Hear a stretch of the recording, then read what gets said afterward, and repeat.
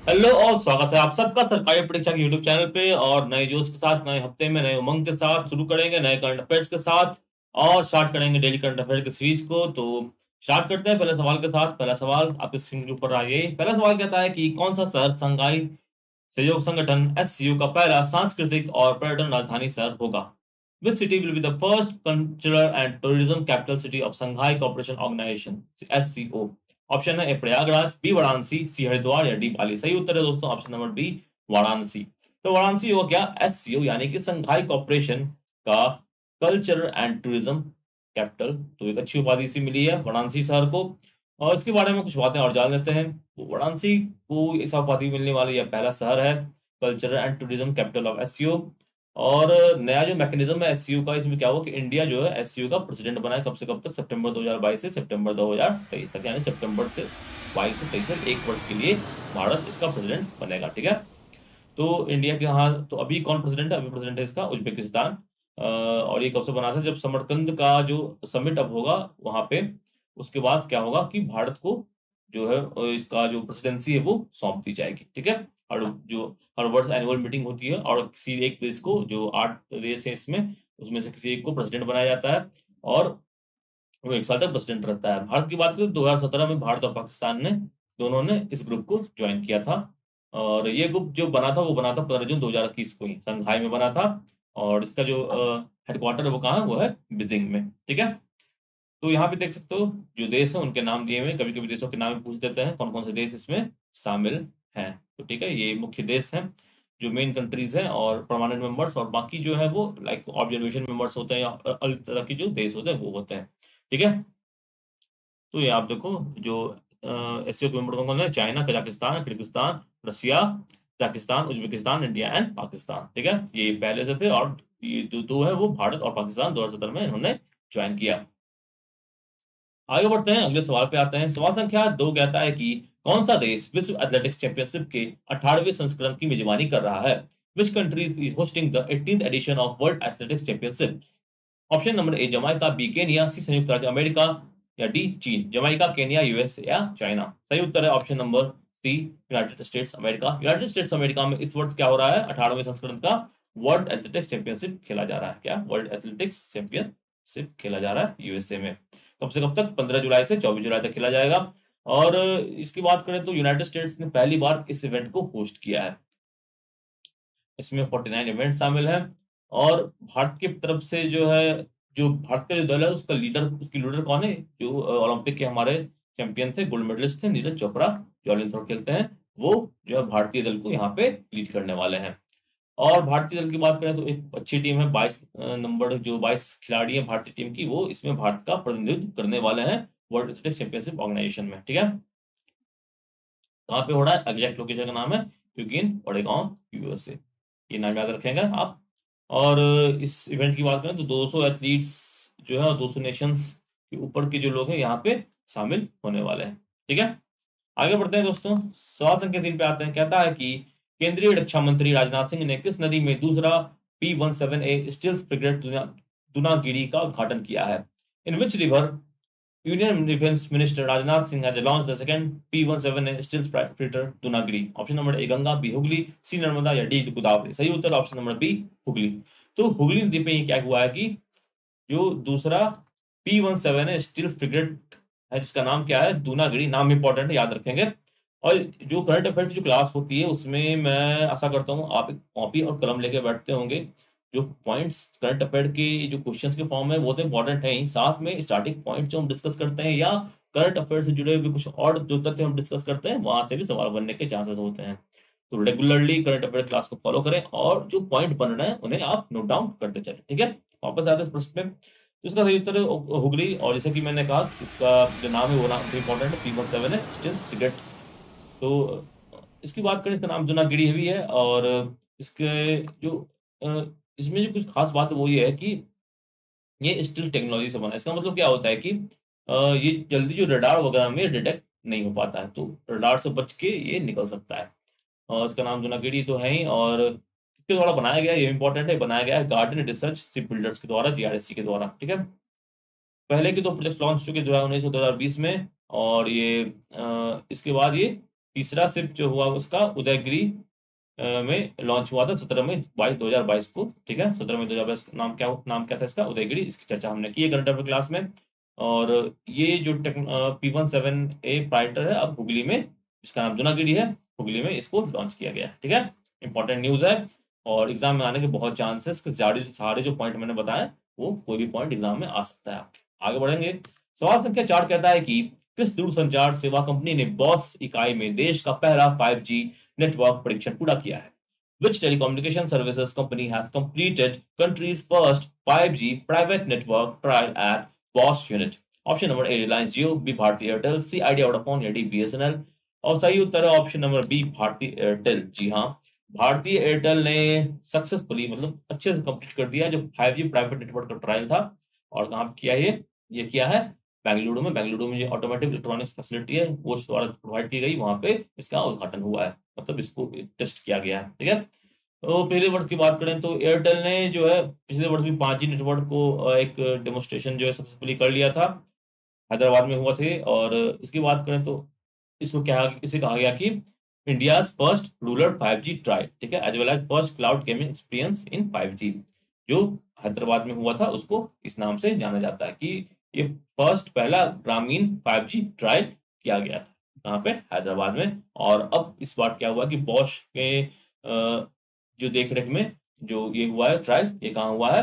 Boss की facility में बेंगलुरु में। ठीक है, प्राइवेट नेटवर्क की बात मतलब जो बॉस का जो ऑफिस है वहां पे उन्होंने एक प्राइवेट नेटवर्क बनाया होगा और वहीं से जो उनके आपस में जो डाटा का लेन देन है वो वहां पे होता होगा। ठीक है, आगे बढ़ेंगे दोस्तों। सवाल संख्या 5 कहता है कि Adani ports and chemicals and logistic group Gadot ने हाफा पोर्ट खरीदने के लिए बोल जीतिए। हाफा पोर्ट कहाँ है?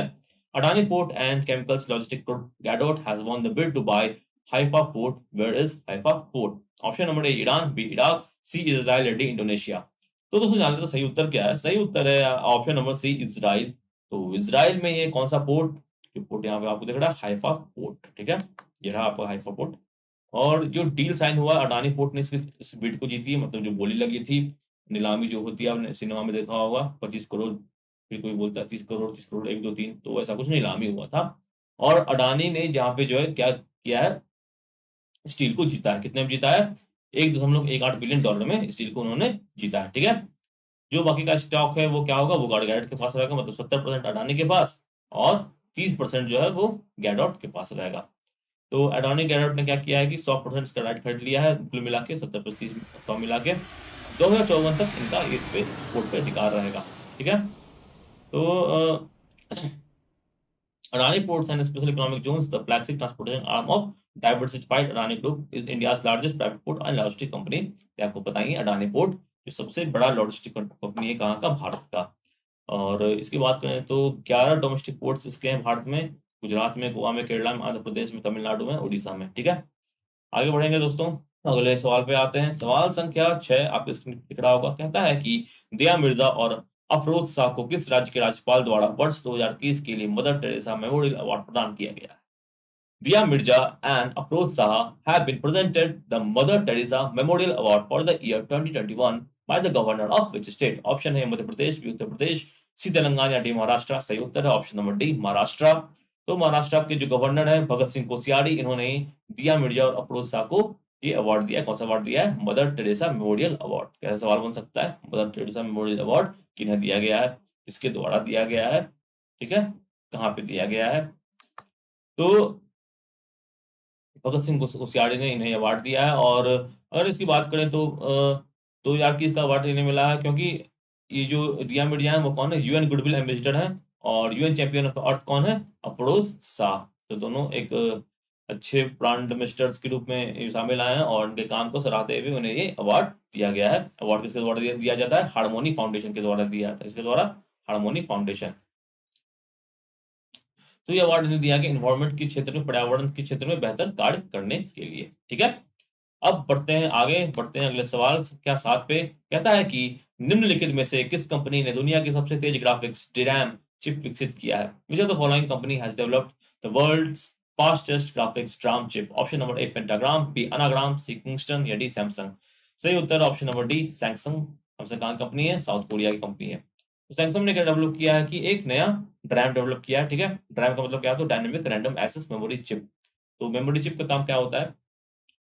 डाटा प्रोसेसिंग को फास्ट करना, क्योंकि जो कंप्यूटर में जितना कहा जाता है जितने अधिक का रैम रहता है उतना उसका प्रोसेसिंग स्पीड जो है वो अच्छी हो जाती है, ठीक है।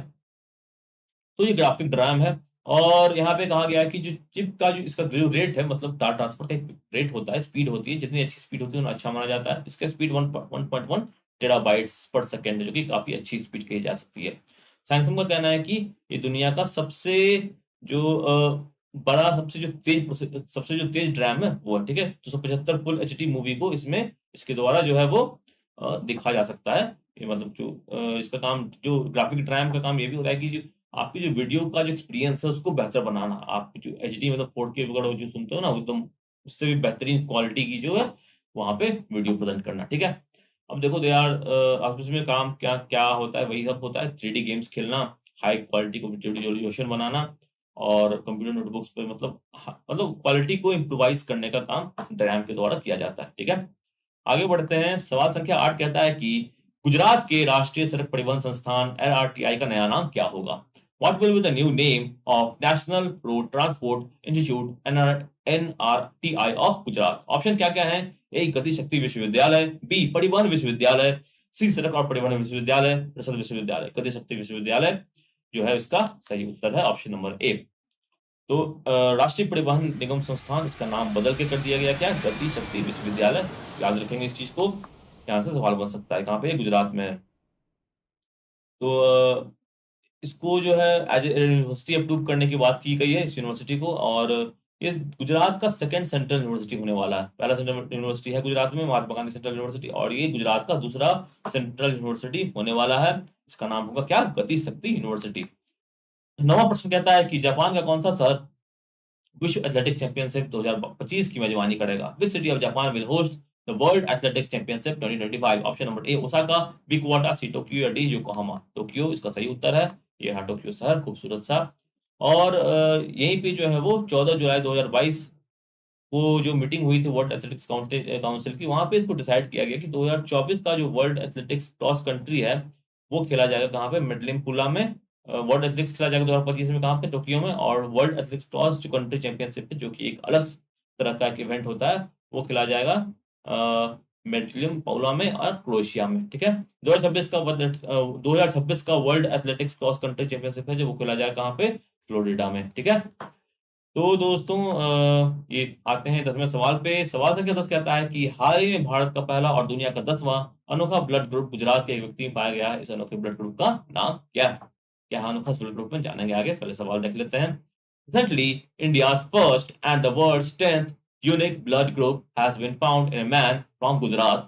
What is the name of this unique blood group? Option है A NHS, B EMM negative, C CH34 या D NSW। सही उत्तर है दोस्तों option number B EMM negative, इसका सही उत्तर है।